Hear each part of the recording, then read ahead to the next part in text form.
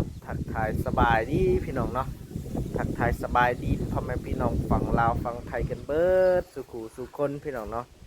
หลังจากที่บ่าวบัวกับว่าได้ลงคลิปประมาณ2-3 มื้อเลยแหละพี่น้องไอ้เนาะ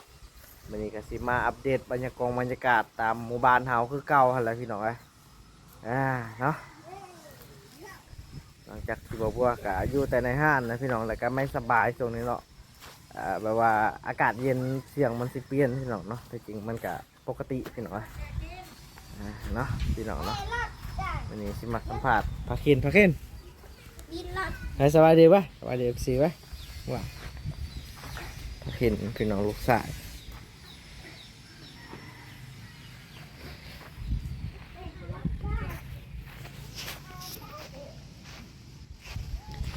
วันนี้สิมาอัปเดตอากาศคือเก่าพี่น้องเนาะ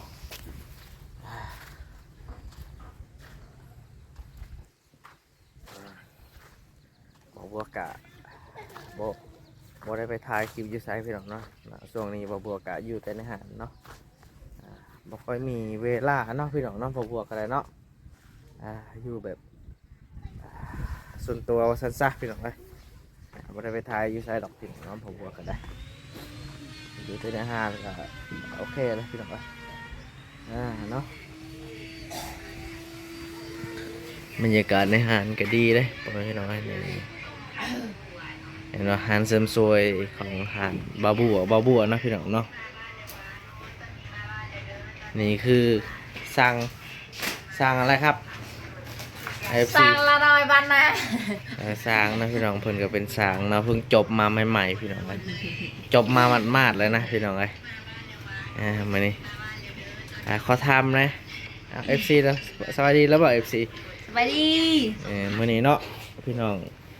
เลยครูหลายคนก็คืออยากเห็นครอบครัวบาบัวเนาะว่าเป็นจังไดแน่พี่น้องเนาะณช่วงนี้เนาะบาบัวก็บ่ค่อยได้อัปเดตให้พ่อแม่พี่น้อง FC เบิ่งพี่น้องเอ้ย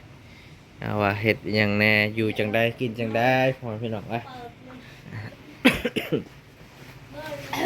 มื้อนี้สร้างลาเพิ่นก็หากันแล้วเสริมสวยบ่มื้อนี้ลูกค้ามาสระผมเนาะ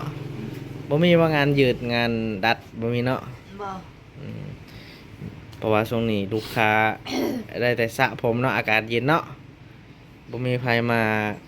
มายืดพี่น้องเนาะณช่วงนี้เนาะ นี่ก็คือมองสระผมลูกค้าพี่น้องเนาะนี่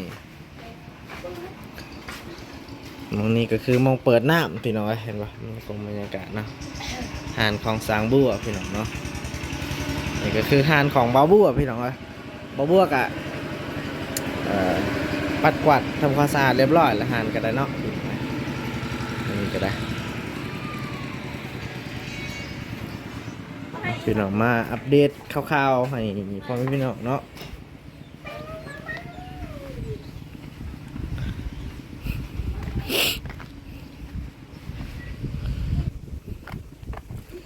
นี่พี่น้องนี่ก็คือต้น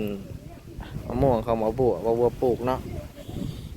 พ่อแม่พี่น้องผู้ได้ฮู้วิธีให้มะม่วงใหญ่ไวหั่นนะพี่น้องเนาะ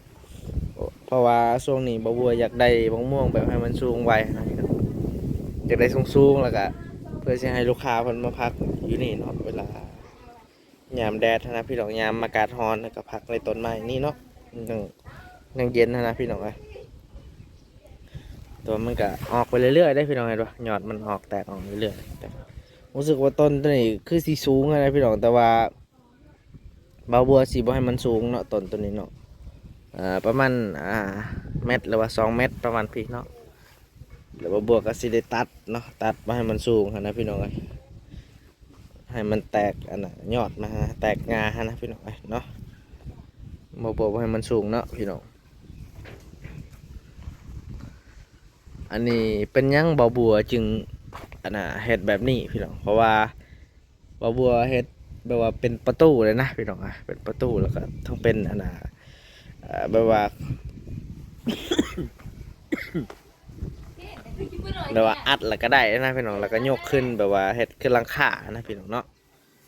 เวลาแดดช่องมาติฝุ่นเขาก็เอาลงตัวนี้มันก็บ่มีแดดเนาะมันบังไว้เนาะ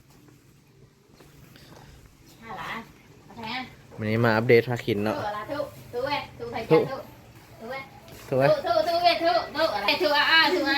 ถู ถูกไหมถูกไหมเอาเฮียนกอไก่ดูเฮียนกอไก่ว้า มันจะถ่ายคลิปจะว่างมันสิอ่านให้จับ กอไก่ขอไข่ตอนเช้าพี่น้องเนาะตอนเช้า ตื่นตะดึกมาอ่านตอนเช้านี้เพิ่นอ่านได้เนาะกอไก่ขอไข่พี่น้องเลย จบเลย กอไก่ไว้กอไก่อ่ะอ่านให้ FC เบิ่งใช่อ่านไว้อ่านให้ปลาลุงเบิ่งไว้ คนบ่สบายมีแต่ กอไก่ไว้กอไก่ขอไข่สบายดี FC ไว้สบายดีปลาลุงไว้โอ้ยใช่ป่ะกินน้ำเลยกินน้ำกินน้ำตัวพี่น้องเนาะอันน่ะเอาไปย่างจึงบาทตัวนี้เนาะพี่น้องเนาะนี่เห็นป่ะอันนี้ก็คืออันนั้นเนาะพี่น้องเนาะอยู่นำบาบัวเนาะบาบัวว่าสิเข้าไปนอนเนาะเพิ่นตกมาแต่อันนั้นเนาะไปถึงเหล็กพี่น้องเหล็กเกาะตัวนี้นี่เห็นป่ะ นี่เล็กเบิ่ง เหล็กตัวนี้แหละมันเกาะอันนี้พี่น้องเพราะมันเกาะได้จังไดพี่น้องมันลิ้นเนาะเหล็กแต่ว่ามันเป็นแบบนี้ เศร้า พี่น้อง แล้วนี่ข้างในมันบอกว่ามันเป็นขี้มุกอะไรไปดิไปได้ สวัสดี FC ไว้สวัสดีบ๊ายบาย ไปดิไปได้ บ๊ายบายบ๊ายบายบ๊ายบายไว้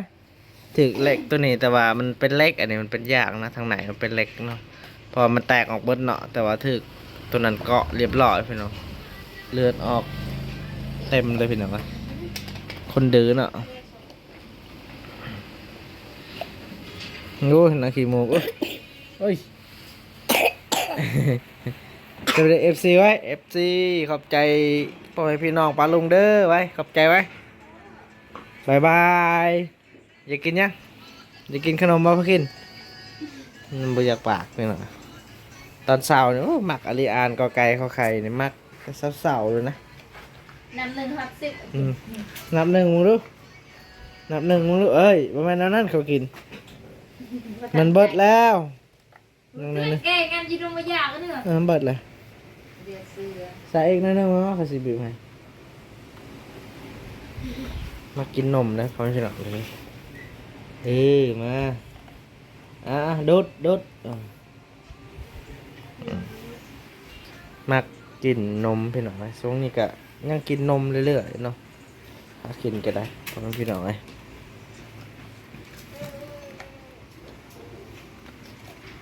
บรรยากาศในร้านของสางบัวหรือว่าบาบัวพี่น้อง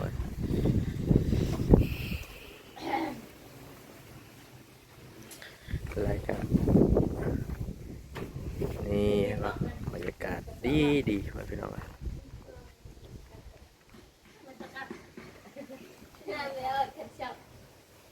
ลูกค้าตื่นได้รีบกัดเลย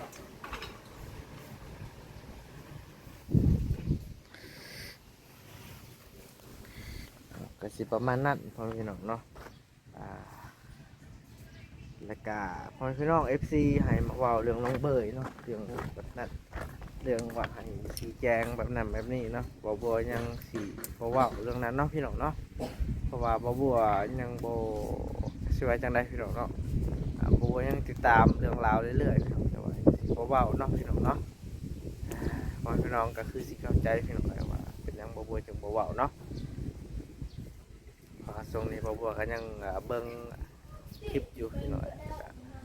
ยังเบิ่งอันนั้น